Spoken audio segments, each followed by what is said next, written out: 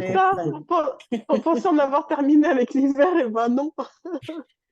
Tout à l'heure, je suis sorti, j'ai cru rêver, quoi. Mais c'est ça. C'est Ouais. vrai. C'est ça, c'est ça. Ça va tout le monde? Ça va, Ah, Ça pasteur? va, merci. Bonsoir, Bonjour, pasteur. Bonsoir, pasteur. Bonsoir, bonsoir. Ça va Sabine? Ah, Sabine, maman Sabine. Ça va? Ça va très bien et vous? Ça va, merci. Ça va, grâce à Dieu. Oui. Amen. Alors, on parle du beau temps là aujourd'hui, hein? Il y a que du soleil. Bonsoir, Eh Marc. oui. Ouais, tout à l'heure, je suis sorti et c'était, j'ai pas compris. J'ai pas compris. Ah oui, le froid là. Et Bon, Barbara, il fait pas de froid? Vous dites, pasteur, j'ai pas entendu. Et à part toi qui aimes le froid, nous, Moi, j'aime bien le vrai froid quand il y a de la neige et tout. Là, Ah non. le froid qu'il y a en ce moment, j'aime pas. ah, bonjour Laurence. Bonjour, J'aime pasteur. beaucoup le ah non derrière. Ah oui, c'est ça qui. Moi, j'aime pas le froid du tout, du tout, du tout. Non, c'est vrai qu'à l'époque, non, le vrai froid, le bon froid, où dans ta tête, tu vois que c'est blanc, il neige, Yeah. ça j'aime. J'aime bien quand il y a du bon soleil. Ok, Corinne, alors ta gorge, Corinne, ça va mieux? On peut ouvrir toutes les fenêtres, Ah, contempler la nature, contempler les plantes. C'est génial. contempler les plantes. Tu Oui, nous expliques ça bien. Corinne, toi qui es des Antilles, contempler les plantes, comment on fait? Ah, je sais pas si les gens, enfin, contempler les plantes, si, pourquoi pas, c'est beau les plantes, donc. on se met devant. Mais Et on voilà, dit ce que je veux dire, c'est que les vrais Antillais, ils contemplent pas, ils se mettent devant pour les photos. Eh, mais je vois chez Sabine, il y a des plantes aussi derrière. Hein. Oui. J'aime beaucoup les plantes. C'est la Ah, forêt. Une main dans sa plante, pour moi, ça ne vit pas. D'accord, d'accord. Je les reconnais, ces plantes, Sabine. Quand je jouais du piano chez toi, elles me rentraient dans les oreilles. C'est les mêmes? C'est les mêmes? Non. C'est les mêmes. Je les reconnais. Je suis rancunier. Non, attends. Sabine, c'est les mêmes? Il y a encore, hein? Oui, c'est les mêmes. Oh, Et il y en a encore. elles ont plus de 20 ans. Vous voulez que je vous les montre? Non, je les vois. Donc, des Vous les plantes peuvent voyez? vivre 20 ans comme ça? Ah oui, la maison Waouh! fleurie. La maison fleurie, oui. Waouh! 20 ans. Donc, Les anthuriums du pays, la menthe poivrée, la menthe plate, les radis, de tout. donc, les plantes peuvent vivre même plus long. Alors, je pensais, écoutez, ben, c'est étonnant. Je n'ai connu personne qui a des plantes de plus de 20 ans, qui les trimballait chez eux à chaque fois. Toi, Marc, tu connais? Peut-être dans le jardin ou à la maison, peut-être. Oui, dans les jardins, mais pas en intérieur. Hein. Mais Sabine, tu t'en occupes bien alors. Waouh! Ah oui, je les caresse, mes plantes. Tiens, Laurent, ça sera quelque chose de sympa que nous on puisse trouver sur Internet. Qui a des plantes aussi vieux comme ça? Sinon, on envoie Sabine au Guinness Book des records. Ah, j'aime C'est les pour plantes. ça, pasteur, à chaque fois que vous lui disiez des plantes en plastique, son cœur saignait. Ah oui, moi, J'aime ça. moi j'ai une vie, waouh. Les Chez moi, plantes, je n'ai pas de plantes en plastique. ah. La Tu sais verdure. que c'est bien. Tu sais que j'ai même appris qu'il y a des plantes qui sont bien pour le sommeil, bien pour le. Ça, par contre, je vais réétudier là. Je vais en mettre quelques arbustes près de mon lit. Ça apaise. Ça apaise. Bonjour Magali, bonjour. Bonjour, pasteur. Bonjour. Magali, Bonjour, Magali. Bonjour, pasteur. Yo. Bonsoir, oui. Alors, Myriam, est-ce que tu peux prier pour la réunion? Vas-y. Amen. Gloire à toi, Seigneur. Père éternel, nous te disons merci pour ce moment passé dans ta présence. Père, avant toute chose, Père, que ton Saint-Esprit qui nous purifie, que ton Saint-Esprit que tu nous remplis, Père éternel, afin que nous puissions apprendre ta parole, Papa, et que nous puissions la mettre en pratique. Nous remettons cet instant entre tes mains et que tout, Seigneur, que tu prends le plein contrôle, que tu nous Seigneur, que tu nous laves, Père éternel, afin que nous puissions, Père éternel, nous puissions, Seigneur, prendre, Seigneur, le maximum, Seigneur, que tu peux nous apprendre à travers ton serviteur. Bénis cet instant et que tous ceux, Seigneur, qui sont en train d'arriver ou tous ceux, Seigneur, qui ne sont pas encore là, que, Seigneur, que tu puisses, Papa, que tu permets, Seigneur, tout simplement qu'ils puissent, Seigneur, arriver à se connecter. Merci pour chacun de nous, tu as permis d'être là, Papa. Et que toute la gloire te revient, Seigneur, et que tu prends le plein contrôle, Papa. Que ton esprit, Seigneur, tu as dit là où deux ou trois sont assemblés en ton nom, tu es au milieu. Et nous le croyons, Père, que là où tes enfants t'invoquent, Papa, tu es au milieu. Et nous le croyons, Papa, que tu as le plein contrôle de cet instant. Seigneur, merci pour ce moment, parce que c'est un moment béni que tu nous fais passer, Papa, à travers ta parole, à travers ton serviteur qui nous remplit, qui nous bénit chaque instant à travers ton Papa, qui nous donne, Seigneur, le maximum afin que nous puissions faire, Seigneur, ta volonté, Père éternel, dignement. Alors, merci, Papa, pour cet instant et bénis encore ce moment et que nous t'avons prié dans le nom de ton Fils Jésus-Christ et pour la gloire de ton Seigneur. Amen, amen, amen. Amen. Amen, amen, amen. Alors, d'autres personnes qui sont. Audrey, bonjour. Coucou Audrey. Audrey, ça va? Et puis, il y a quelqu'un qui est soutien, je ne sais pas c'est qui, mais bonjour soutien. C'est Karine. C'est Karine, pasteur. Bonjour à tous. Hey, Bonsoir, Karine, Karine. bonjour. Voilà, bonjour. Bah, écoutez, très bien, on va tout de suite rentrer. Et puis, bienvenue à tous ceux qui sont encore en train de se connecter. On va commencer ce moment ensemble. Il y avait des devoirs, je pense, ou un partage à partager aujourd'hui de la semaine dernière. Vous avez pu faire des recherches et partager ce dont on a parlé?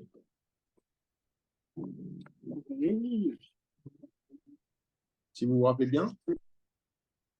Yes.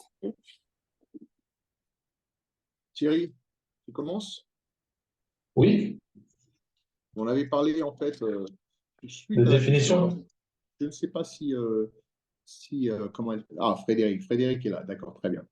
Elle avait posé quelques questions et suite à sa question, on est rentré, on a plongé vraiment dans Romains chapitre, dans plusieurs chapitres, mais bon. Et on était arrivé sur le questionnement des fruits de l'esprit et des fruits de la chair. Et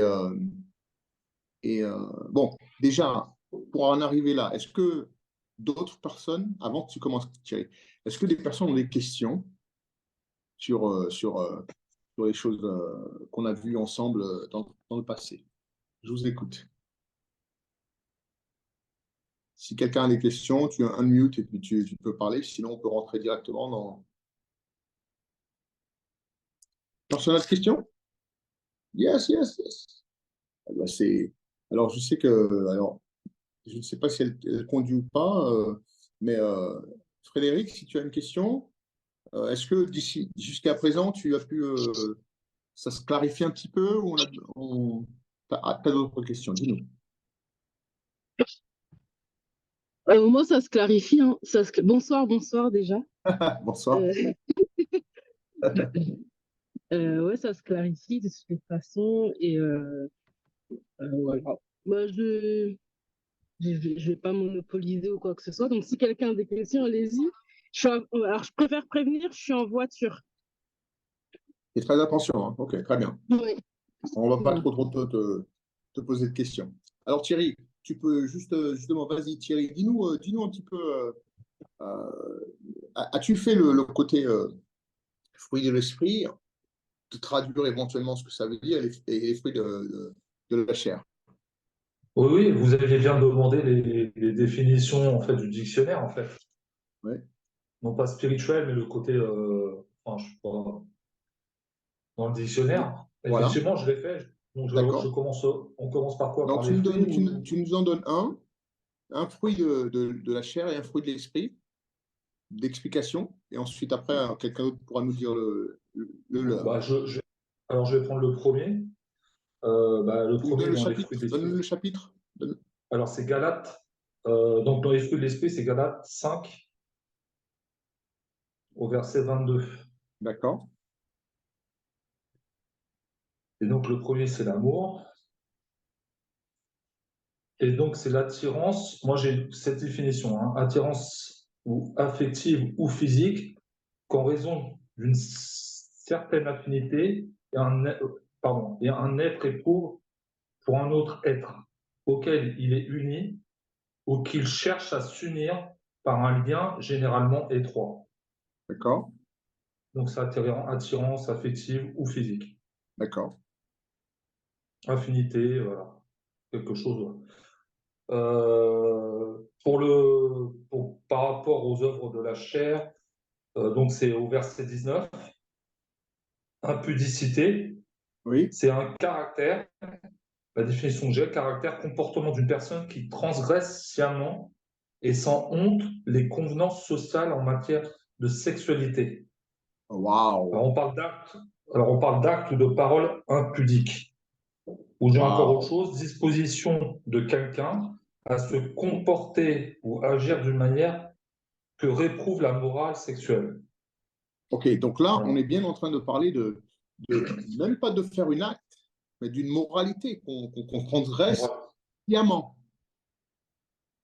Donc, Paul nous dit en fait en quelque sorte que, par exemple, je vais prendre un exemple simple dans la manière dont on s'habille. Si on met sciemment pour inciter, comprendre dans les temps dont on vit aujourd'hui, c'est toujours comme ça. Donc, si on s'habille sciemment pour inciter quelqu'un à se dire hey, regarde mes formes et ainsi de suite, c'est un péché. C'est fort, hein? Alors, certes, aujourd'hui, tout le monde dira oui, mon corps c'est comme ça et c'est comme si. Hein. Comme je disais, je regardais un débat sur c'était quoi? C'était la discrimination. Alors, c'était la discrimination physique, non, sexuelle. C'était un débat qui s'était fait en Guadeloupe et la Martinique, tiens, pour en parler. Et c'était des jeunes. Il y a une association qui est montée sur des jeunes filles qui ont assez d'être discriminées sexuellement, d'être agressées sexuellement, parce qu'ils sont habillés comme ils sont dans les rues. Et qui le sait, les Antillais, hein, les Antillais, ça va dire, hey, t'es belle là, t'es belle mademoiselle. Et, ils ont monté une association. Et le journaliste disait, à votre avis, pourquoi les gens vous incitent, vous appellent, et la jeune fille, la caméra est venue sur elle, et elle était habillée, mais un décolleté, et puis un petit pantalon short, là, comme ça, Sabine, tu te rappelles les pantalons short? Petit pantalon short. Et là, et le journaliste dit, mais écoutez, mais madame, regardez comment vous êtes habillée. Et c'est ça l'a énervée. Elle a dit, oui, mais je m'habille comme je veux. J'ai mon corps, je suis à l'aise avec mon corps. Et le journaliste n'a pas su poser les bonnes questions. Bon, moi, si j'étais là, j'aurais dit, moi, je suis d'accord que vous êtes à l'aise avec ça, mais nous ne sommes pas à l'aise. L'homme est né différemment, l'homme est fait différemment. Et il faut faire attention maintenant, même les femmes. Hein, donc, de le faire sciemment, moi, je dis souvent, et ça, vous me direz si vous êtes en accord, les femmes s'habillent toujours pour les autres. Oui ou non? Une femme s'habillera toujours pour les autres. La preuve, quand tu rentres dans un magasin ou même à l'église, tu vois que la sœur a la même jupe, la même robe que toi, tu ne la remets pas. Parce que tu croyais que c'était que toi. Quand tu t'habilles, en fait, c'est... Et rien que cette définition de l'impudicité, qui est un des fruits de la chair, c'est celui, pas par accident, mais c'est celui qui s'habille sciemment et qui brise une règle morale. Alors, maintenant, je vais lancer un petit bémol à ça. Si nous sommes à la plage, on est à la plage, on met un petit bikini, et on marche. Est-ce qu'on est correct? Bon, on est à la plage, n'est-ce pas? On s'habille selon les termes. Donc, si vous allez sur Cannes ou la Croisette ou sur la plage et vous voyez les personnes marcher, ils n'ont pas franchi, ils n'ont pas brisé une règle morale puisqu'ils sont à la plage, n'est-ce pas? Ok. Donc, on n'a rien à leur dire. Mais imagine, moi, dans Paris demain, je me mets en petite short, maillot de bain, torse nu, et je marche dans la rue, dans Paris. Donc là, tout de suite, Parce que mentalement, la règle, c'est que c'est un habit pour la plage. Et ceux qui vont aller à la plage risquent de voir ça. Et c'est OK, parce que c'est là. Mais la même idée de se dire qu'on s'habille comme ça dans la ville peut poser problème. Comment? Ben, ça peut faire des accidents. Imagine Myriam qui sort en maillot de bain, là, qui commence à marcher par le travail. Par le travail, ça risquera de faire. Donc, même si nous pensons que la règle de la morale est injuste, n'est-ce pas? Puisque la même personne s'habille de cette manière à la plage, et si tu le fais dans Paris, tu te fais arrêter et mettre dans une maison de fous. C'est bizarre, n'est-ce pas? Donc c'est pas une question de. Le problème, c'est pas toi. Le problème, c'est pas toi. Je reste sur cet exemple-là. Le problème n'est pas toi. Par contre, si vous analysez, si pendant l'été, on fait les Paris-Plage, on met du sable, les gens peuvent à ce moment-là se déshabiller et carrément rester là et prendre des photos et c'est parfait. Mais en dehors de Paris-Plage, si j'y vais, et Julie, c'est tellement petit maillot de bain rouge là, tu commences à marcher, tout le monde va dire, elle est folle. Vous comprenez? Donc, c'est une règle morale qui n'est même pas logique, qui n'est même pas, on va dire, une règle appliquée physique, mais qui est morale et que les gens se disent à un moment donné ou à un autre quelque chose est correct ou pas. Donc, de monter une association aux Antilles et de faire ça un gros débat, ceci, moi je trouve que c'est perdre du temps et prendre de l'argent du contribuable pour rien. Bon, ça c'est mon avis. Très bien Thierry. Y a-t-il d'autres personnes alors pour Fabrice, dis-nous qui est un fruit de la chair et un fruit de l'esprit, d'explication. Alors, un fruit de... Donc, bonjour à tous déjà. Bonjour, on voit que tu as une belle coupe, tu es différent là. Je trouve que Fabrice est différent, c'est un autre Fabrice là. Amen. Ah non, moi je préfère l'ancien avec les grands cheveux, moi. Non, je rigole. Ah bon? Ah bon? Sinon, je dormais. Là, nous avons le frère qui vous avons le bonjour et qui t'attend. Donc, et aussi, je tiens à dire, lui, il veut une personne ou plusieurs. Donc, il est prêt. Donc, s'il y a d'autres personnes dans le groupe qui voudraient prendre une semaine, qui peuvent prendre une semaine de leur travail pour aller en mission en Ouganda, n'hésitez pas hein, à nous en parler. Vas-y, Fabrice.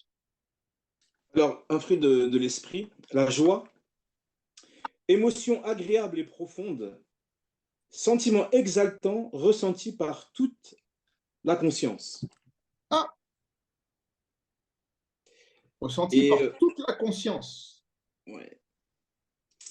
Et j'ai aussi un fruit de la chair, donc l'impureté, corruption résultant d'une altération d'un mélange. C'est la corruption qui résulte à une altération d'un mélange. Ouais. Virgule d'un mélange.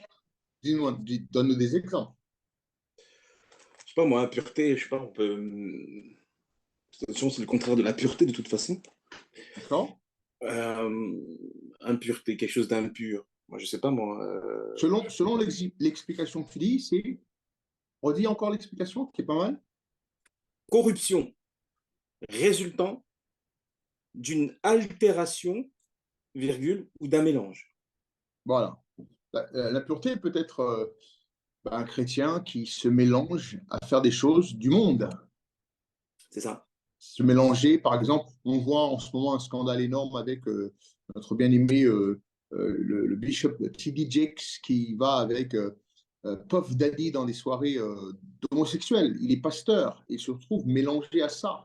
Je pense que vous avez vu tous ces scandales dehors et qui se mélangent à ces soirées. Donc, soudainement, tout le monde l'accuse comme ça. Alors, même s'il il dit non, mais moi, j'ai pas. Mais qu'est-ce que tu vas plusieurs fois à minuit, 1h, dans des soirées mondaines où il n'y a que des homosexuels?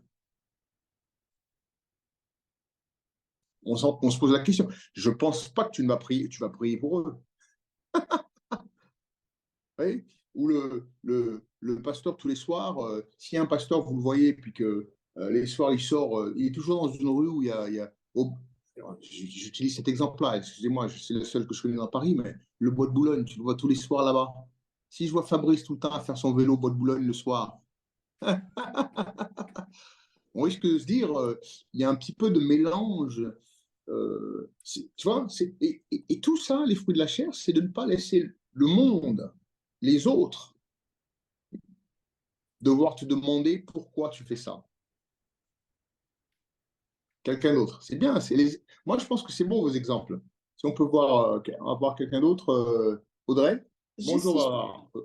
Bonjour. Juste si je peux me permettre de rebondir sur le mot défini par Fabrice, j'ai vu aussi que pour cette définition, il y avait un deuxième sens littéraire et vieilli. Et comme la version qu'on avait, c'est la version de Louis II, je me suis dit que peut-être ce sens-là aussi, vu que c'est un livre qui a été écrit, bref, il y a écrit aussi qui est contraire à la chasteté. Ah. Et quand on regarde la définition de la chasteté, c'est le fait de ne pas avoir de rapport sexuel par conformité à une morale. Ok. Et donc, c'est aussi un autre sens possible de l'impureté. Alors, ça, c'est une bonne. Alors, c'est quel mot que tu as défini? Impureté. L'impureté. Donc, l'impureté a été définie dans la connotation sexuelle dans ce sens-là. Mais on le comprend que si on est là. Il y a une mouvance hein, dans la chrétienté où. Moi, j'en avais plusieurs dans l'Église hein, qui se disent on est célibataire, on n'est pas encore marié, Dieu nous permet, il ne faut pas aller dehors chez les païens, mais entre chrétiens, on est pur, on peut. Fabrice, tu aimerais bien être dans cette Église. Hein. Oh God, no! Et Marc, Thierry, trop tard pour nous. Fallait rester célibataire. Ah. Mais que entre sœurs et frères célibataires, c'était permis, parce que sinon, voilà, Dieu a permis, ce n'est pas de l'impureté. Voilà, c'est du n'importe quoi. Okay. Donc, c'est très bien de rebondir là-dessus, qu'on est quand même conscient que ça, dans une église, ça va quand même faire pas mal de dégâts. Bon, quelqu'un d'autre encore?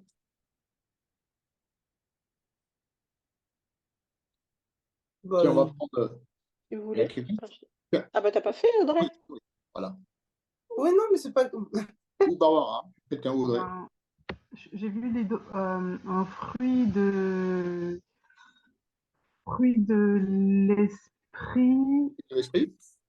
Comment? Vas-y.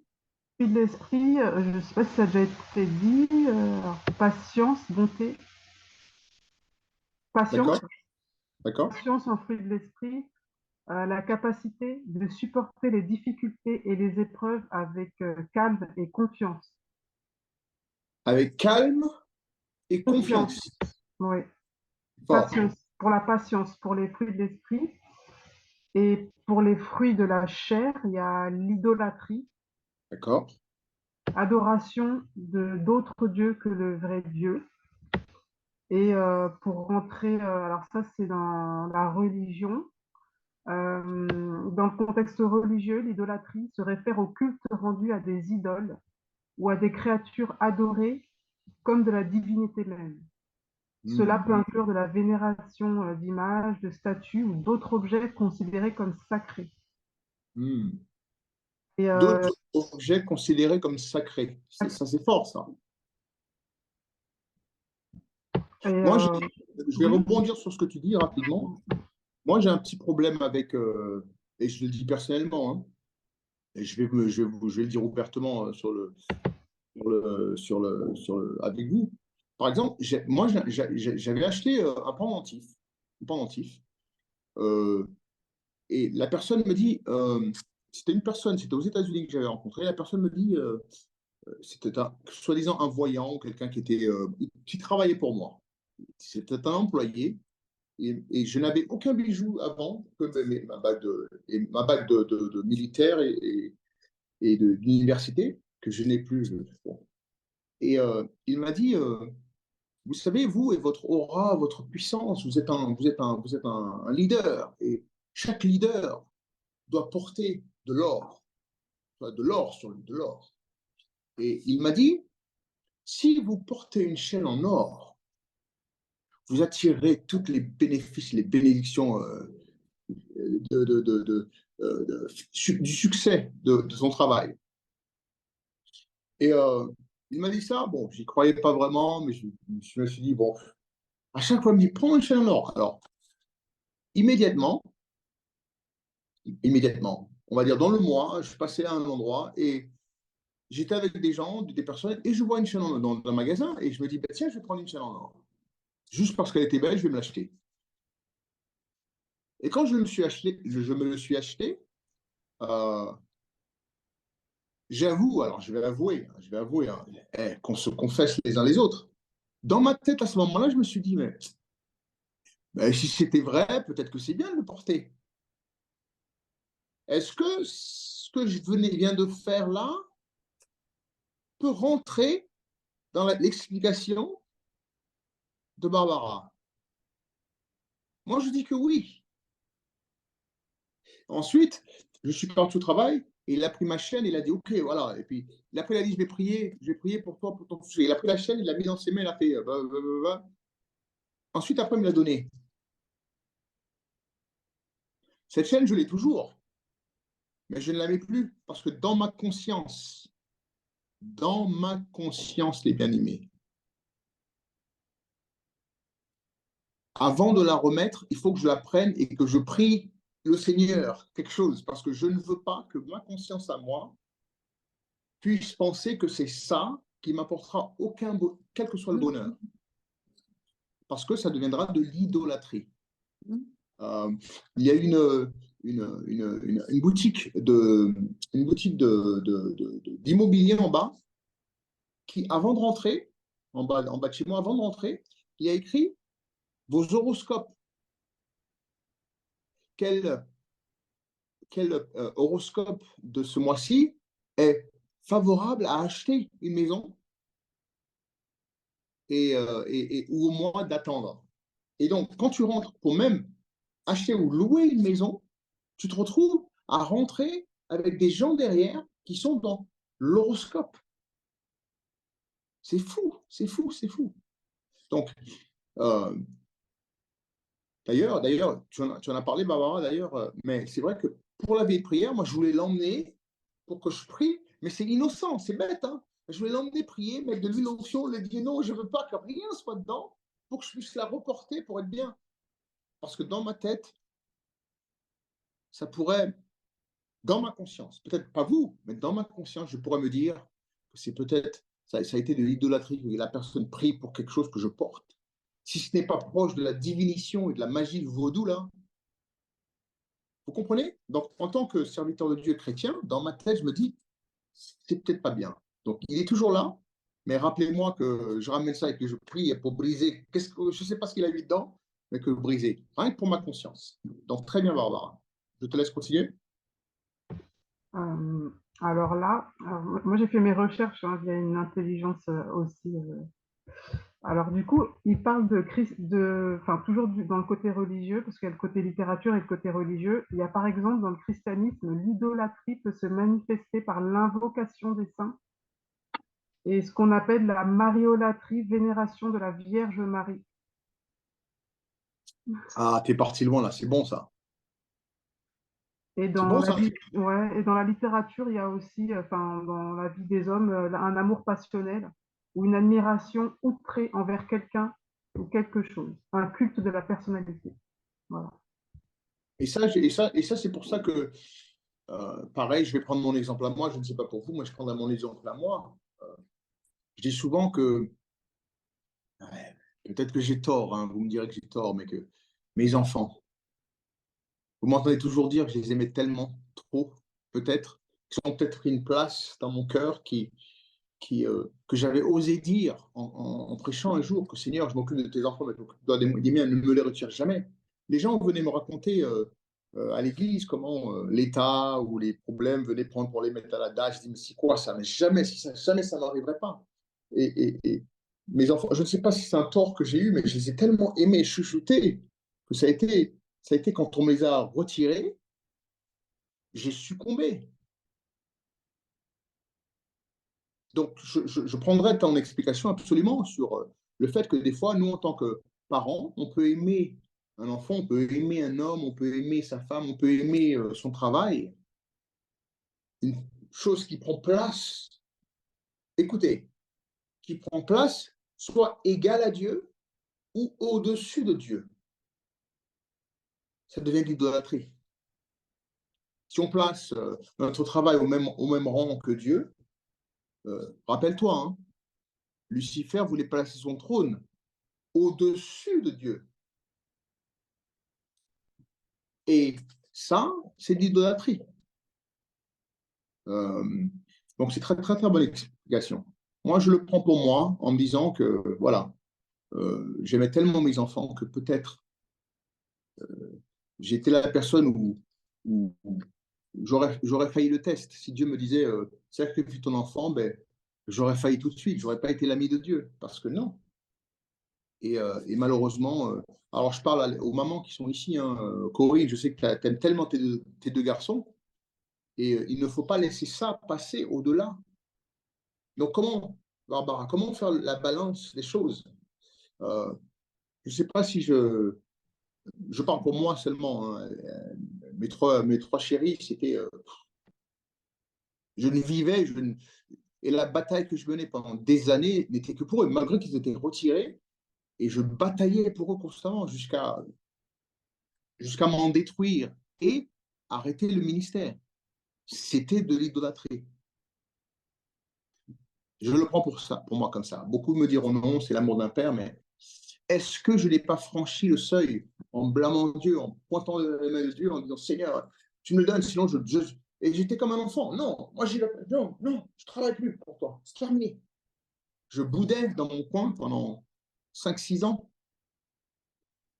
Quand au final, j'ai compris, j'ai dit ok Seigneur, j'arrête.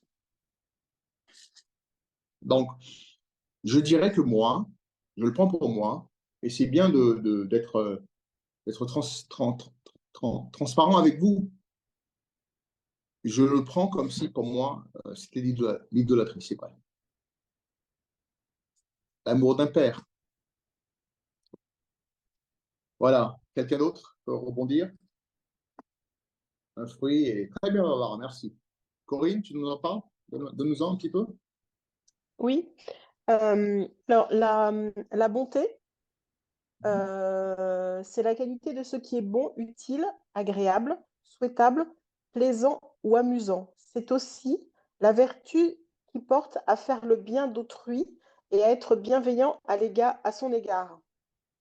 La bonté se manifeste par des témoignages de bienveillance, de compassion, de charité.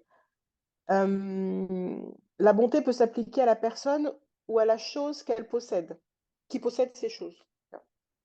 Les fruits de la chair, la jalousie, par exemple. Vif attachement à quelque chose, garder un secret avec une extrême jalousie, sentiment fondé sur le désir de posséder la personne aimée et sur la crainte de la perdre au profit d'un rival, être torturé par la jalousie. Vous voyez? Ça, ce sont des fruits qui a compris? Redis-le encore, c'est bien. Redis-le encore.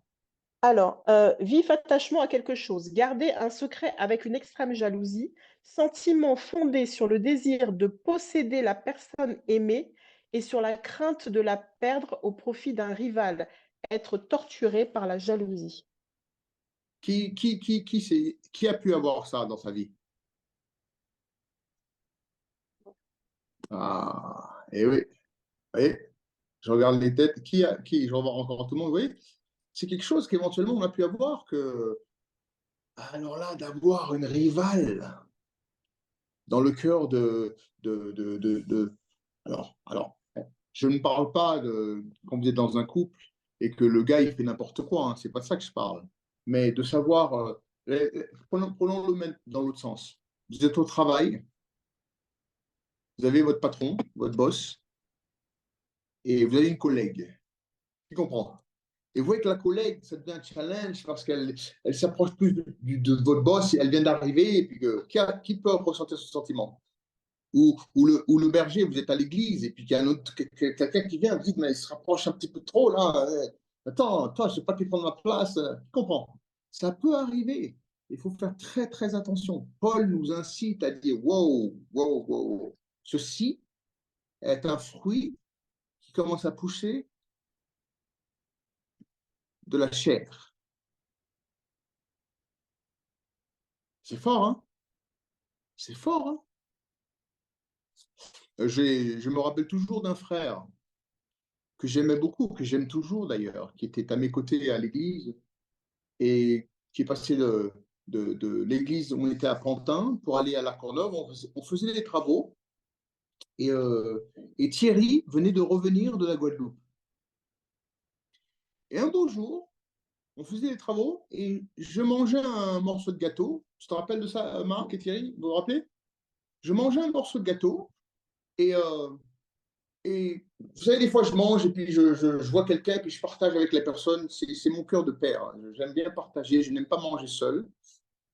Et il y avait des gâteaux. J'étais sorti, on était en train de peindre l'église et j'ai voulu partager un bout de gâteau avec Thierry. Je me rappelle, c'était un fraisier. Je voulais dire, bah, tiens, Thierry, écoute, c'est pas mal, hein, c'est bien. Hein. Et puis après, j'ai continué. Et le frère qui était avec moi depuis des années, j'ai célébré son mariage. Il y avait un grand travail qui se faisait dans sa famille. Ce frère est parti de l'église, a pris sa femme et ses enfants, et tous ses amis sont retirés de l'église. Et le jour où j'ai appelé sa femme pour dire, mais pourquoi, qu'est-ce qui se passe, je ne vois plus le frère, il ne veut pas. Elle dit oui, parce qu'il y a un jour, vous étiez ensemble dans l'église, et tu mangeais un gâteau, tu as donné un bout à Thierry, et tu n'as pas donné un bout à lui aussi, et il s'est senti délaissé. Vous vous rappelez de ça? Marc, tu te rappelles? C'était terrible. Et c'était un geste que j'ai fait que, au moment, j'ai pas vu je ne savais pas que la jalousie était dans le cœur de ce frère, de quiconque s'approchait de moi. Et jusqu'à aujourd'hui, il n'est plus. Et si je cite son nom, vous tous allez dire, ah oui, mais ça sert à rien, c'est pas grave. J'espère qu'il continue dans une assemblée et qu'il est bien. Mais voilà les choses qu'on peut. Et peut-être que ce frère dira, il ne savait pas qu'il est jaloux de ce frère. Mais en même temps, comme je vous ai dit, c'est un fruit. Donc, qui dit fruit, dit racine qui pousse depuis bien longtemps jusqu'à ce qu'on voit le fruit. Donc, il faut faire très attention. Je vais rebondir là-dessus pour dire qu'en fait, un arbre, le saviez-vous qu'un arbre pousse dans les deux sens? Un arbre pousse dans les deux sens pareils. Ah là, qui veut que j'explique un petit peu mieux? C'est-à-dire que quand vous... Regardez. Quand vous, par exemple, je vais prendre mon carnet là, et je vais essayer de dessiner un arbre.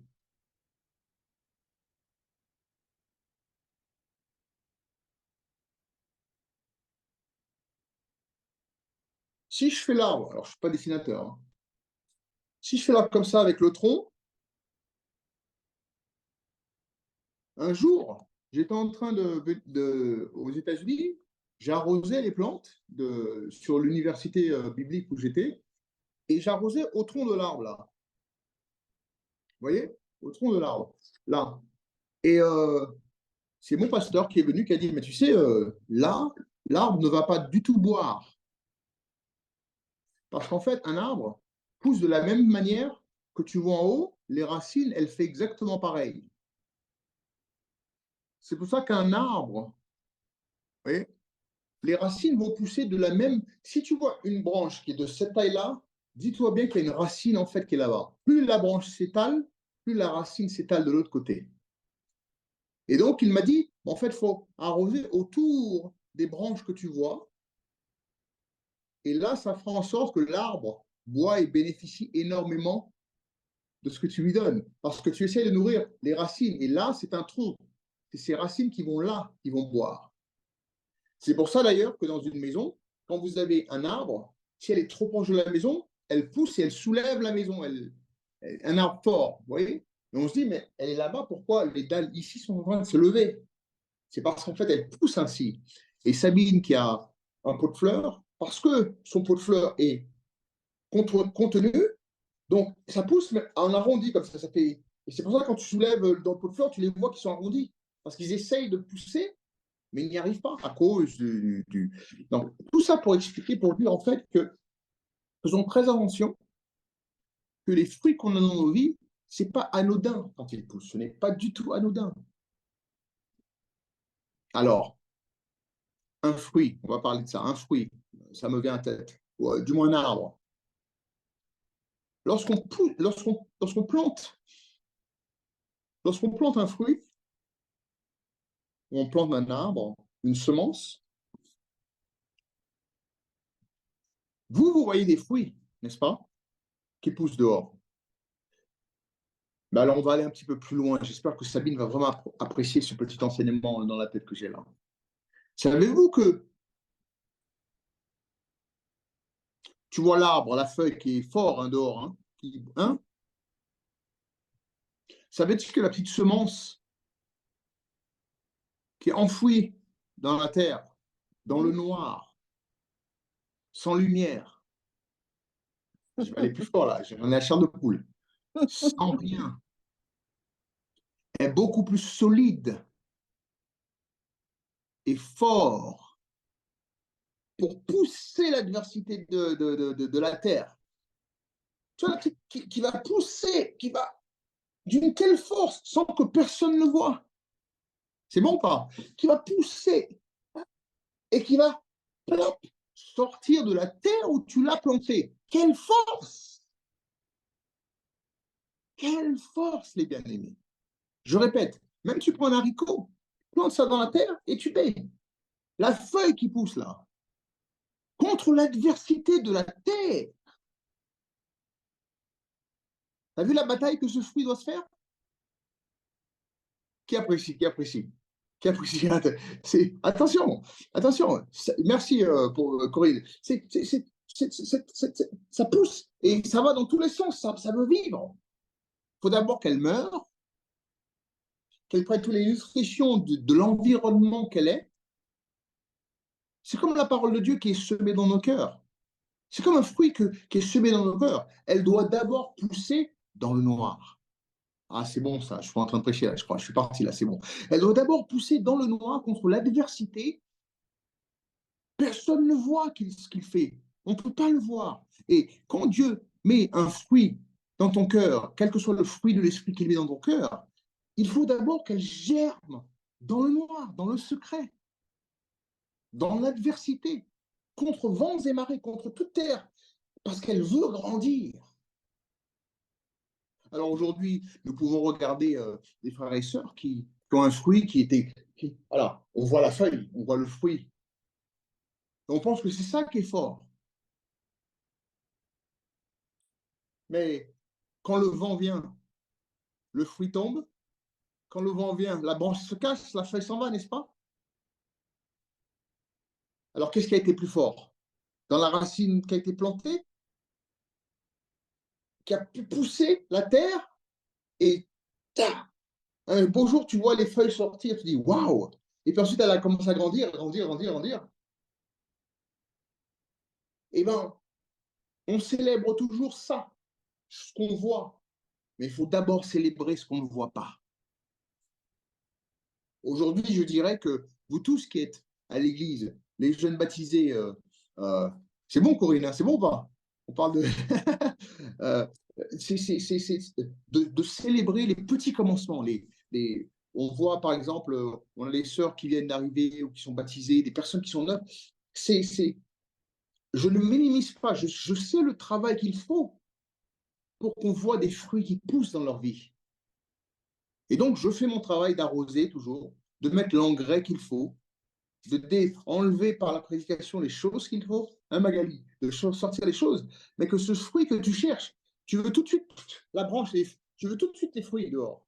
Mais il faut que tu prennes le temps de pousser. Dieu veut voir ta force dans le noir. Parce qu'une semence qui est semée juste au-dessus de la terre, qui le sait ne pousse pas. Ah, quand le Seigneur nous place quelque part, et si on est juste qu'à la surface, spirituellement, la graine se pousse là comme ça, hein, Sabine, ça va pas pousser. C'est juste là. Je vous mets au défi. Prenez un pot, plantez un haricot, et juste dessus, parce que vous voulez voir l'haricot pousser. Vous voulez jamais il va pousser. Mais si vous prenez l'haricot, vous appuyez ça au profond dans la terre et vous recouvrez la terre, il va vous montrer sa force de vie. Amen. Ah, je parle de ça, merci. Bon, j'avais pas prévu, mais ça m'incite à vous parler de. Alors, écoutez, je vous invite tous. Je vous invite tous. Moi-même, je vais le faire. Alors, je vous invite, et je vous regarde, hein, Anne-Esther, Frédéric, il y a Sylviane. Je vous invite tous à aller, pas acheter un pot de fleurs qui est déjà fait. Tiens, est-ce qu'on peut, nous, ensemble, dans cette semaine, la semaine prochaine, pour cet été, acheter un pot et planter quelque chose? Ça vous dit qu'on fasse l'expérience? Amen. Moi, j'ai envie de le faire. Rien que l'explication de chacun d'entre vous qui m'avait dit, Corinne, on a envie de le voir. On a envie de le voir parce que, et sachez-le, que cette semaine, quand vous avez du temps ou même ce week-end, allez dans un. C'est des graines qui se vendent chez Leroy Merlin ou des choses comme ça. Hein. Une toute petite expérience. Leroy Merlin ou Conforama. Non, ça Marc, tu nous aideras si vous trouvez où ça. Mais tu vas dans un de ces magasins et tu achètes, pense aux fruits de l'esprit. Pas les fruits de la chair, parce qu'on n'en veut pas, on n'en veut pas. Mais pense aux fruits de l'esprit. Achète un petit pot tout simple, ou tu peux même faire l'exemple sur un verre, et tu prends de la terre, tu peux aller dans un jardin quelque part, tu prends un petit peu de terre dans un jardin quelque part dehors, et achète des semences. Qui va le faire? Qui va le faire? Merci. Et dans une jardinerie, merci Marc, dans n'importe quelle jardinerie, tu peux aller et tu prends, tu en as souvent. Si tu n'en as pas, ou du moins, qui veut que j'en ramène dimanche? Qui veut, c'est mieux qu'on en ramène dimanche, que j'en ramène dimanche. Vous me faites confiance à vous ramener des graines dimanche? Voilà. Écoutez, dimanche,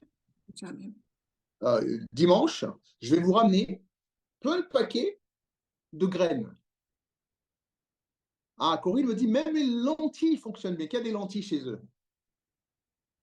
Le lentilles qui est le séché, quel bonheur! Des lentilles. On ne va pas pousser pour manger ça, mais des lentilles. Le sec comme ça, là, qu'on ne voit pas, tant qu'il est sur la terre, il ne grandit pas, il ne fait rien. Il faut que tu le mettes dans la terre, tu l'arroses, et que tu vas voir ces petites graines-là. Ah, alléluia. J'en ai la chair de poule. L'haricot rouge fait des pousses et des écorces. Les quoi? La quoi? Haricot rouge, ça fait des L'haricot pousses et rouge. des écorces. Alors, moi, ce que je vais faire, promis, dimanche, moi, je suis un pasteur, on va dire, qui aime bien utiliser plein d'exemples. Donc, pour illustrer ce fruit de l'esprit, moi, personnellement, je vais vous prendre des graines. Je choisirai les graines, quelles qu'elles soient. J'irai à Truffaut ou Castorama ou quelque chose. Je vais commander des graines pour vous. Et comme ça, on va faire l'expérience. On va faire l'expérience ensemble. Et ce sera, je vous prends les graines et je vais vous prendre aussi les petits pots. Je ne sais pas. Je vous prendrai les petits pots, la petite graine. Et la terre et le reste, et l'eau, c'est à toi de t'en occuper. OK? Ça sera trop salissant. Et je vais te donner le paquet de graines et je vais te donner le pot. Et chaque graine que tu vas planter dans ta tête, tu vas penser à un fruit de l'esprit. Amen, amen. Ça vous va? Amen. Vous allez penser à un fruit de l'esprit que vous voulez voir germer dans vos vies, spirituellement. Ça vous va? Amen, amen. Amen. Ça vous va? Amen, amen. Je vais te donner cette graine et dans ta tête, tu vas dire quel est le fruit que je veux qu'il pousse dans ma vie cette année? Quel est le fruit que j'aimerais qu'il pousse? Et tu vas le planter. en symbole du fruit que tu voudrais pousser. Et tu vas voir, plante dans la terre. Hein. Tu vas lire sur le paquet dans quelle distance, quelle profondeur le planter et ce qu'il faut faire. Et je vais voir si tu peux le faire pousser et en combien de temps. Et la prochaine fois, on va dire lorsque tu vas noter le jour où tu l'as planté et tu me diras quand est-ce qu'il est sorti de la terre. Amen. Amen. Petite expérience simple de la vie qui fait que cette petite graine que tu pousses, que Dieu a mis, ou que tu penses des fruits de l'esprit qui est dans ta vie, il faut t'en occuper pour qu'elle pousse. Il faut t'en occuper pour qu'elle sorte. Et elle est dans sa première naissance. Elle doit mourir à elle-même, prendre toutes les nutritions dans la terre et ensuite, contre l'adversité, pousser pour que tout le monde le voit. C'est un bel exemple. Que tout le monde le voit et dise waouh, voilà. Donc ça, je trouve que c'est un. J'aime bien nos moments du mercredi, j'aime bien. On fait des choses concrètes. Et ça pourra aussi vous encourager à faire ça avec vos enfants, votre mari. Tu dis, chérie, écoute, cet exemple, par exemple, d'avoir un fruit de l'esprit, qui est la patience. Barbara a parlé de patience. Donc, Barbara va voir Guillaume et dire, hey Guillaume, viens voir. Viens voir chouchou en moi, doudou en moi, viens voir. Tu sais que la patience, ça se plante et ça s'entretient pour qu'on voie la patience. Parce que tu es conducteur sur la route, tu n'as pas de patience, il bougan moi un café. Et tu n'as pas de patience sur la route. Donc tu dis que la patience se travaille. Et donc, voilà cette graine. Dis pas que c'est de moi. Parce que Guillaume, il va en avoir marre d'entendre le pasteur, il a dit, le pasteur l'a dit. Mais tu prends et tu lui dis, écoute, plante ça et pense à ce que la patience. Et dis-lui, chaque jour, il faut voir, il faut regarder. Si tu vois quelque chose qui ne va pas, Et quand c'est planté, des fois, dans la terre, il va y avoir des bêtes pour manger ça, pour empêcher que ça pousse. C'est à toi de travailler, de faire en sorte de t'occuper jusqu'à ce qu'elle sorte. Parce que toi, tu ne t'intéresses qu'en fait, lorsqu'elle sort, c'est bon. Mais moi, je te dis, spirituellement, c'est tout le travail en dessous, dans le noir, dans la terre et l'adversité. Et c'est ça les fruits de l'esprit. C'est cet exemple que Paul a voulu nous dire qu'il faut travailler et faire en sorte qu'on puisse avoir dans nos vies. Chaque fruit, c'est pas facile de les avoir. C'est pas facile. Mais c'est à force de travail, à force de nourriture, et aussi de donner, en fait, il existe des engrais, des choses comme ça, je ne sais pas. Je vous laisse à vous. Moi, j'achète la semence, je vous donne le petit pot, je vais prendre le même pot lambda de tout le monde, et je vais commencer l'exemple en même temps que vous. Et nous allons voir, toi et moi, nous tous, combien de temps, une semaine, 2 semaines, il a fait pour germer. Et ensuite, devant le Zoom, on viendra, on le montrera. On verra et tu diras combien de jours ça a poussé. Amen. Je suis sûr, celui de Marc, il ne va pas pousser du tout. Vous voyez ce que je veux dire? Voilà, donc donnez-moi encore rapidement quelques exemples.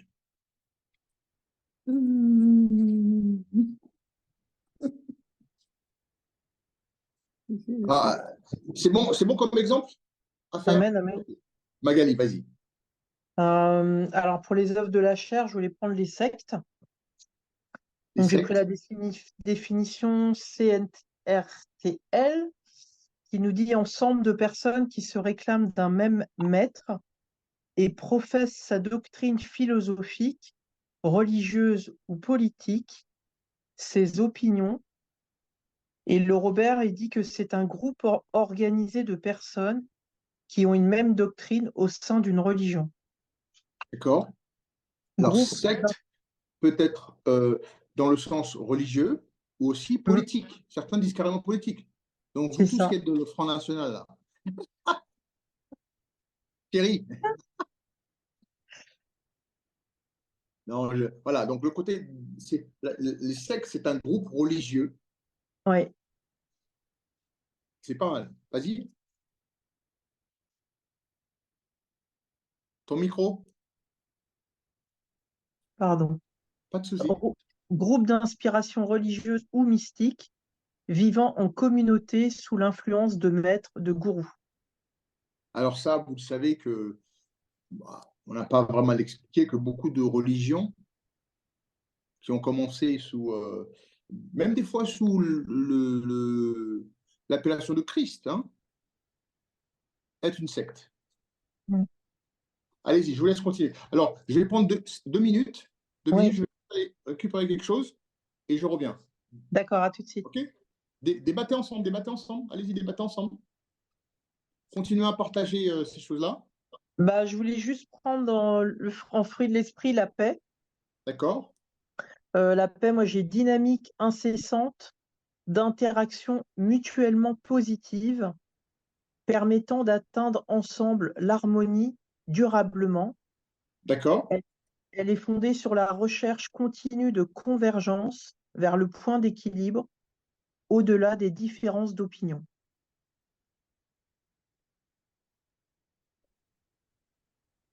Marc, tu prends la relève?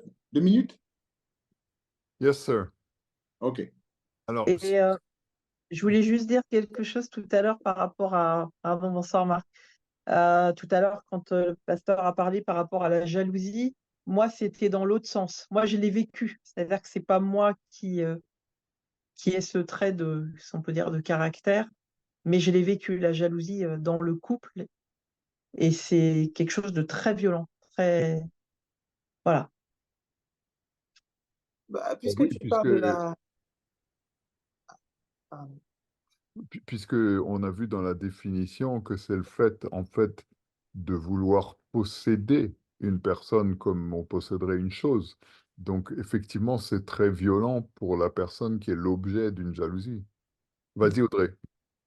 Mais, parce que justement, la jalousie, donc le désir de posséder, ça m'a rappelé, je crois que c'était dans la feuille de route de 2022, où le berger disait que la vie, ce n'est pas de posséder, mais c'est d'expérimenter. Et je trouve que cet enseignement peut vraiment nous aider à lâcher prise et justement à ne pas tomber dans le fait de cultiver cette œuvre-ci. Parce que je pense que la jalousie, le désir de posséder, ça peut se manifester dans plein de choses. De posséder une situation, de la contrôler, et c'est super dangereux. Et je trouve que vraiment cet enseignement, juste cette phrase, elle aide beaucoup. Quand on est là, on a envie de contrôler la chose, de posséder la chose, et que ça commence à devenir obsessionnel et que ça génère plein d'autres mauvaises choses, notamment l'impatience et plein de choses, ben, le fait de se souvenir en fait que la vie, c'est d'expérimenter. Ben, je trouve que ça aide à lâcher prise et justement à ne pas jalouser. Donc, c'était juste pour rebondir là-dessus. Amen, amen, amen. Amen. Amen. Très bien. Mhm. Alors, sur la notion de secte, les définitions que tu as données, Magali, sont très bien, mais je pense que peut-être dans d'autres sources, dans d'autres dictionnaires, on va trouver une chose qui est très importante et qu'on trouve même dans la racine du mot, qui vient du latin secare, qui veut dire couper. C'est de là que vient pour nous le sécateur. On va bientôt utiliser des sécateurs tellement nos plantes ont repoussé, n'est-ce pas? Donc, la secte, c'est quelque chose qui te coupe de quelqu'un d'autre, qui te coupe de ta famille, qui te coupe de... et cette dimension-là, elle est particulièrement perverse parce que elle isole la personne et elle la rend vulnérable puisqu'elle ne peut plus recevoir la vie, les conseils de ceux qui l'aiment. C'est vrai.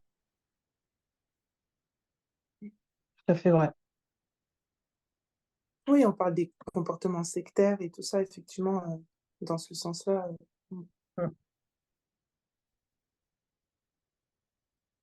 Quand on est sectaire, on considère que tout ce qui est autre n'est pas valable.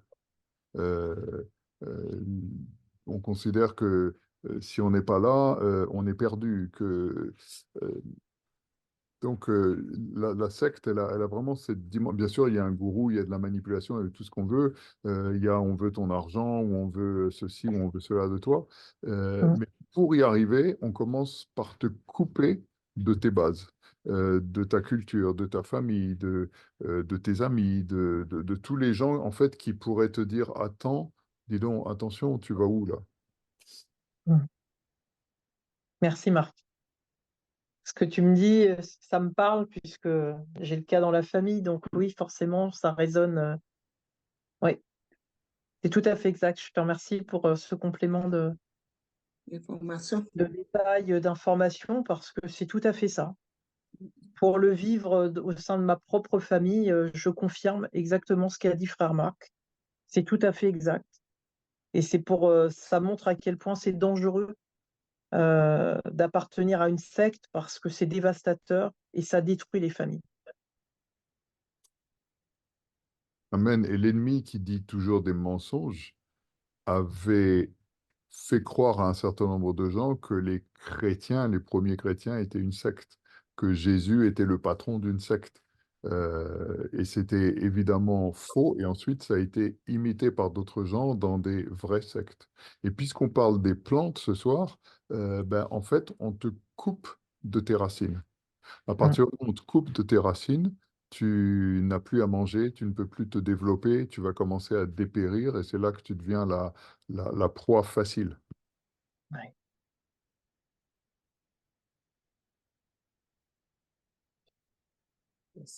Très bon exercice qu'on fait ce soir. Amen, amen, amen, amen. En attendant le retour de notre bien-aimé berger, on va peut-être continuer sur les fruits de la chair et de l'esprit et de la chair. Qui voudrait prendre un petit peu la suite? Merci, Marc. Amen, bonsoir. Alors, moi, côté chair, il y a dissolution. Les définitions que j'ai trouvées sont dépravation des mœurs, débauche, en synonyme corruption. Après, il tourne en rond, il me remet débauche et dépravation. Ensuite, comme définition, il y a aussi le fait de se désagréger, de perdre sa cohésion. Désagrégation, éclatement. En synonyme, il y a débâcle, il y a déroute, écroulement, effondrement. Après, les définitions partaient dans le terme juridique, action de dissoudre ou de faire cesser quelque chose par une décision légale. Mais justement, c'est important parce que le droit a utilisé ce mot pour dire la fin de quelque chose, donc la mort en quelque sorte. La dissolution d'une société, c'est la dissolution d'une association, c'est la fin légale de la chose. Mais par exemple, la chimie, quand tu dis que quelque chose s'est dissous, ça veut dire que ça a disparu à l'intérieur d'autre chose. Donc c'est toujours une notion très très grave de fin et de désagrégation, justement. Amen, amen, amen. Effectivement, oui, c'est écrit disparition légale. Voilà, prononcer la dissolution d'une association, dissolution voilà, donc pas mal de choses. Sinon, en fruit de l'esprit, la bénignité. Bénignité, donc bienveillance, pleine de douceur. Bienveillance pleine de douceur, c'est vraiment pas un fruit que Swan elle a. Vraiment. En plus, on l'entend derrière. Mais ça, je rebondis sur la chose, Thierry. Oui, tout à fait. Allez-y, continuez. Amen. Sinon, après, ça partait dans comment dire, il y avait une définition qui touchait à la santé, caractère des maladies évoluant sans complication, guérison et des tumeurs non cancéreuses. Voilà. Je pense que, alors, je ne sais pas si tout le monde, alors c'est vrai que les exercices, ça fait que ça nous a croqué toute la session, mais voilà, je voulais que vous puissiez voir un petit peu, et c'est comme ça que j'étudie la Bible, moi. Vous savez, moi personnellement, beaucoup de chrétiens vont dire, ils vont lire les fruits. Ah oui, j'ai. Ah, c'est bon, j'ai. Ou bien, ok, d'accord, je fais pas ça. Non. Sans comprendre le contexte et le mot. C'est pour ça qu'on voit dans les églises des chrétiens qui sont charnels. Parce qu'ils n'ont pas. Moi, je suis quelqu'un qui va fouiner pour comprendre un mot. Moi, un mot est très important pour moi. Et le choix du mot est important. Car tu peux utiliser un mot comme ça et très souvent, j'embête tout le monde. Alors, je suis désolé pour ceux que j'embête. Je sais que c'est récurrent chez moi. C'est quand on utilise un choix de mots ou quelque chose qui, dans ma tête, quand ça, je ne suis pas français, mais et c'est parce qu'en fait, j'étudie la langue française constamment, je suis obligé de maintenant de lire la Bible. Pour beaucoup, quand j'écris, je parle, mais pour vous parler, dans ma tête, ça doit d'abord être l'anglais pour passer au français. Donc, mon choix de mots que je vais utiliser en français, d'abord proviennent du mot que je dois connaître en anglais. C'est un travail qui se fait très vite et que j'ai l'air d'être très éloquent parce que je le fais vite dans ma tête, mais c'est un exercice perpétuel à ce que je dois prendre les bons mots. Et quand je trouve qu'un mot, c'est pas bon, des fois même, moi, mon prof, c'est Jessica, c'est Thierry, je demande toujours, est-ce que c'est ça ce mot-là? C'est comme ça qu'il faut le dire. Donc après, je l'utilise de la bonne manière. Et quand je vois que vous, Français, vous utilisez des mauvais mots ou une mauvaise formation de mots, où l'élocution n'est pas correcte, ça ne compute pas dans ma tête. Vous savez, c'est un truc qui fait faire, qui ne passe pas. Et cela m'étonne que vous, qui est votre langue natale, vous ne fassiez pas l'effort de parler correctement. Je trouve ça vraiment un assassinat de la langue française, quoi. Je suis désolé. Voilà. Donc, très bien. Très bien, très bien.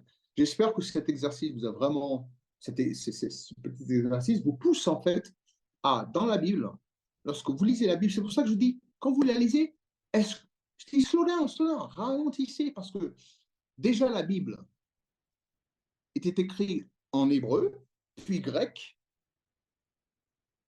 Ensuite, il fallait trouver d'abord le mot équivalent de l'hébreu pour le mettre en grec, et ensuite les mots équivalents du grec pour le mettre en français ou en anglais, sans perdre la force qu'elle avait dans l'hébreu. C'est un micmac.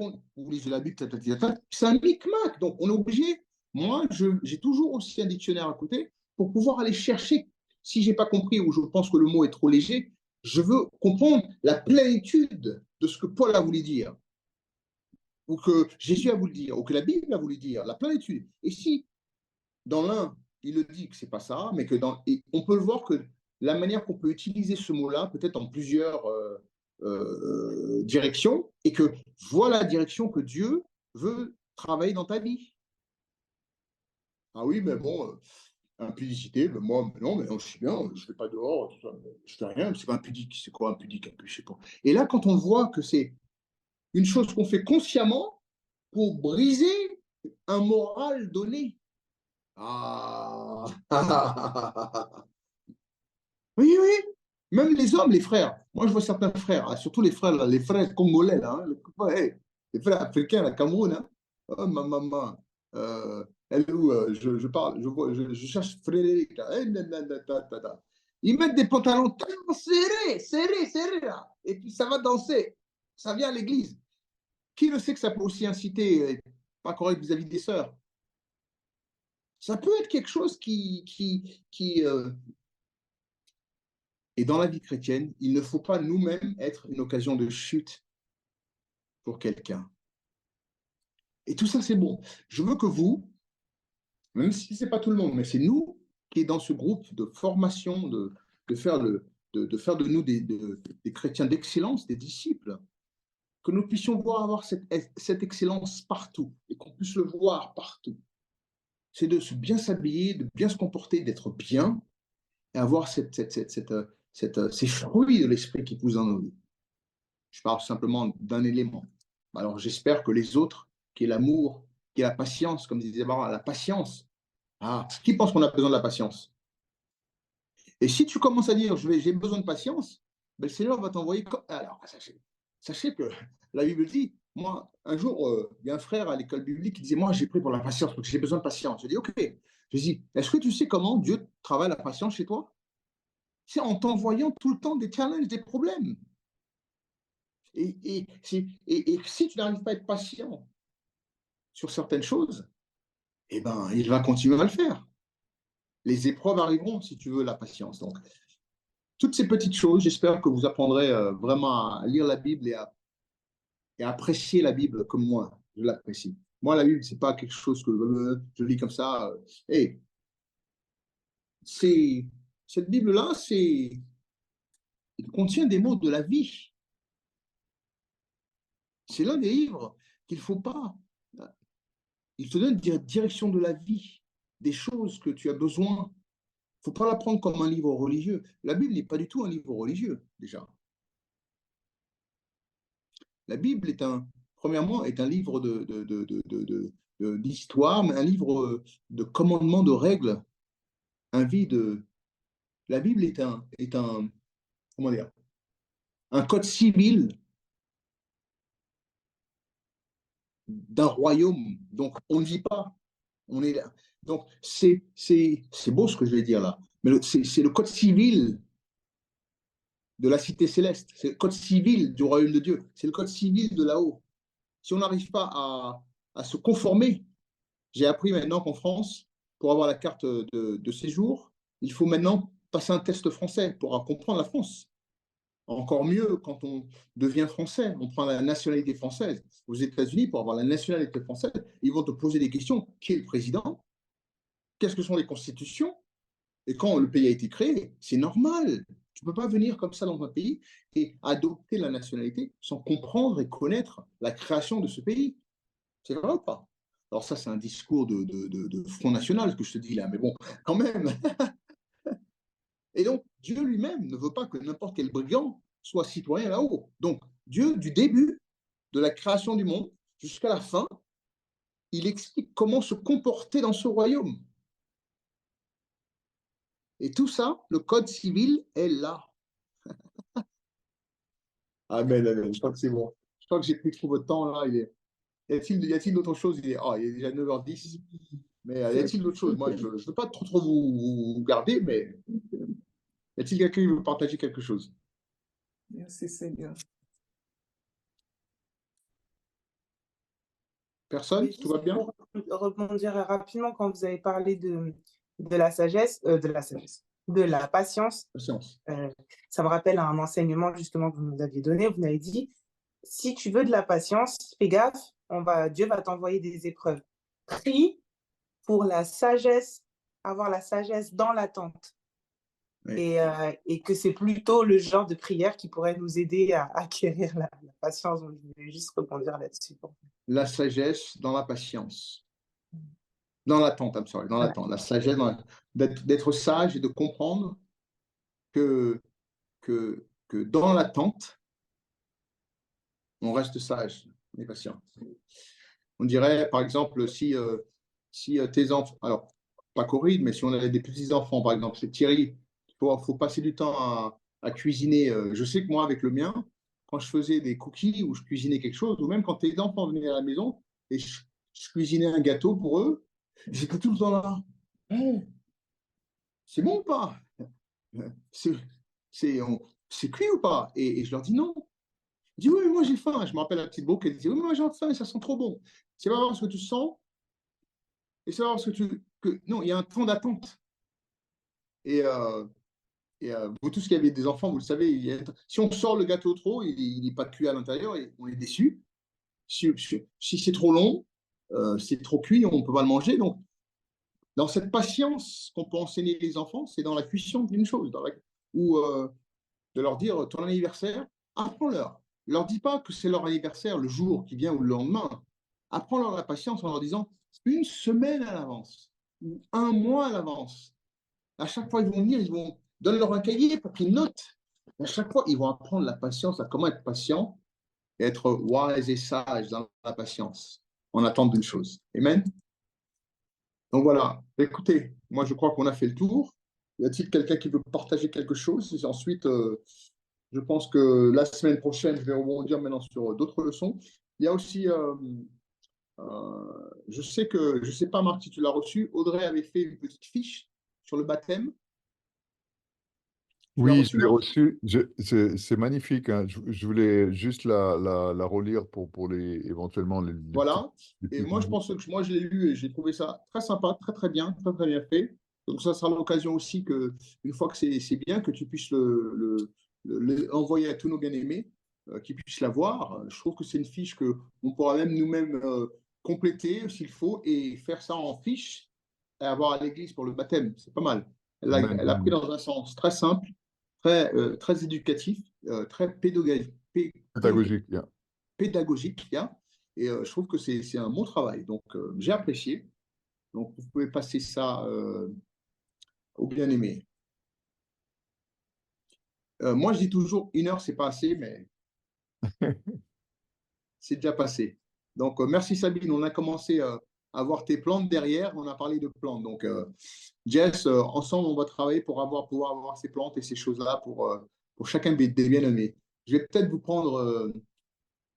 Alors, vous imaginez si je ne vais pas vous acheter des plantes carnivores. Mais vous imaginez la plante carnivore quand elle poussait comme ça, là? Je ne sais pas, mais je suis tellement comme un enfant, là, j'ai vite fait d'avoir des semences là, pour semer, pour voir ça grandir. Mais ça va travailler notre patience aussi. Faut attendre, faut pas tout le temps, hey, c'est bon ou pas? Et repousser. Hey, c'est bon ou pas? Parce que si tu l'ouvres encore, ça arrête sa croissance. Bon, on ne va pas revenir, mais c'était une bonne leçon de parler des fruits de l'esprit. Chaque graine que tu vas planter, pour certains, ça va être différent. Et je sais que celui qui dit que la patience ou l'amour ou la bienveillance ou quel que soit l'autre fruit, quand vous allez prendre cette graine-là, donnez-lui ce nom. Et sur le pot, peut-être écrivez un petit papier avec un petit sticker en disant « c'est ça que je veux, c'est ça que je travaille dans ma vie ». Et tu le mets sur le pot et tu le verras grandir dans ta vie. Amen. Et l'arroser et en prendre soin. Bon. Écoutez, je vous garde. Vas-y, Sabine, d'accord? Dans les plantes, il y a la patience, l'amour. Déjà compris dans les plantes. Parce que pour planter une plante, il faut la vouloir. C'est vrai. Et comme vous dites, il y a l'amour. Il faut lui parler. Il faut la caresser. Ah oui, dans les plantes, c'est comme ça.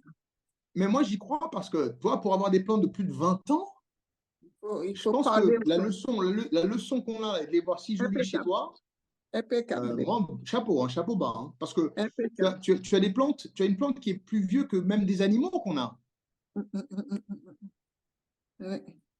Voilà, donc je trouve ça très sympa. Vraiment merci pour Marc. On a reparlé des plantes de Sabine que tu as reconnu qu'il y a 20 ans qu'elle les avait, donc elle les a pris. Ils ont passé des hivers chauds, des hivers à mi-froid, ils étaient chauds. Tu as su les arroser. Moi, les miens, moi, Thierry, les nôtres, ils vont mourir très vite. On prend la plante, on met de côté, on pense que ça doit pousser. Et quand ça ne pousse pas, on dit, oh, qu'est-ce qui se passe? C'est quoi? C'était une mauvaise plante. Non, c'est nous le problème. Et donc, ça va travailler ça chez nous, de nous faire comprendre qu'il faut. C'est une chose qui est vivante. Un fruit, c'est vivant. Une plante, c'est vivant. Et il y a des exemples qui ont été faits même au Japon, où ils ont planté une plante, ou même du riz, et ils ont parlé des choses mauvaises. Ah, t'es mauvais, t'as des mauvaises choses. Et c'est Jessica qui me disait aussi, vous avez fait ça avec vos enfants. Et de l'autre côté, on a pris le riz, on a parlé, t'es béni, patati patata. Et l'eau où tu avais parlé des choses, ou la plante que tu avais maudit, moi je l'ai déjà fait avec une plante, pour tester ça. J'ai mis une plante à côté j'ai acheté 2 plantes pareilles. Je ne vous raconte pas d'histoire. J'ai acheté 2. C'était au Vietnam. C'était quand j'avais commencé à lire ça, c'était au Vietnam. Quand j'étais au Vietnam, j'ai acheté 2 plantes pareilles. J'en ai mis une pareille. J'en ai mis une près à un endroit de la fenêtre et l'autre de l'autre côté. Mais l'autre, à chaque fois que je passais devant, je vais dire, t'es moche. T'es pas bien. Ah non, il faut je pas te dire hais. Et l'autre, je disais, ah, que tu es beau. Aïe, que tu es belle. Ah, tu vas grandir tellement beau. Et j'arrosais, mais j'arrosais les mêmes, pareil. Mais les mots que je disais, Alain, je vous donne ma parole d'homme. Ça ne tient pas. La plante que j'ai maudite est morte. Je vous encourage à le faire, si vous ne me croyez pas. Et vous allez comprendre, en fait, j'en ai la chair de poule, vous allez comprendre, en fait, que faites attention aux mots que vous dites, même à vos enfants, à vos maris, à vos épouses, à vos amis, même à l'église. Faites attention, car ces mots-là peuvent avoir beaucoup plus de dégâts dans le subconscient que l'on ne le pense. Tu es bête. Moi, en grandissant, heureusement, tous les mots qu'on me disait en tant qu'enfant, je ne les prenais pas pour moi. Quand on me disait, t'es bête, t'es moche, tu n'aboutiras à rien, tu seras un drogué, hein, parce que j'étais un enfant pas désiré d'un adultère, eh ben non, je n'ai pas pris ces mots-là pour moi. Certes, en grandissant, ces mots-là me posaient un problème, je ne voulais pas, et c'était une hantise que je ne voulais pas. Donc, à votre avis, qu'est-ce que j'ai fait? J'ai plongé dans l'éducation, j'ai plongé à être quelqu'un de droit, j'ai plongé à faire tout ça, et j'ai plutôt fait le contraire. Ces mots-là, je ne les voulais pas qu'ils s'accrochent à moi. Alors, faites attention. Combien d'entre nous, on a eu des parents qui ont dit des mots qui n'étaient pas corrects, hein? Et ça nous a perturbés. Tu n'aboutis à rien. Tu es une ceci, tu es une cela, tu es une traînée, tu es une ceci, parce que tu as eu un petit copain ou tu as voulu faire, tu t'habilles. Voilà, des mots comme ça qui n'ont pas été corrects et qui t'ont abîmé le subconscient. Alors, vous imaginez ce que ça fait à une plante, ce que ça peut faire. Alors, moi, alors, je vais vous montrer ma petite plante rapidement, là. Vous voyez? Sabi, tu vois ma plante? Bon, elle est en plastique, elle est en plastique, elle est en plastique. Elle est en plastique. Donc, promis, je vais acheter une belle plante et on va faire le travail ensemble. Amen? Bon, je ne vous retiens pas. Soyez bénis et puis passez une bonne semaine et promis, dimanche, j'aurai des plantes pour vous. Amen. Et on va les pousser ensemble. Amen? Soyez bénis tous. Amen. Soyez bénis. Merci beaucoup. Merci beaucoup. Bonne soirée. Bonne soirée. Bonne soirée tout le monde. Bonne soirée.